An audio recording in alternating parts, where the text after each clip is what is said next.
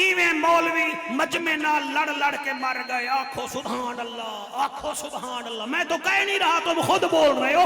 वजह ये है, तुम्हें पता है मौलवी विचो विचो बोल रहा है।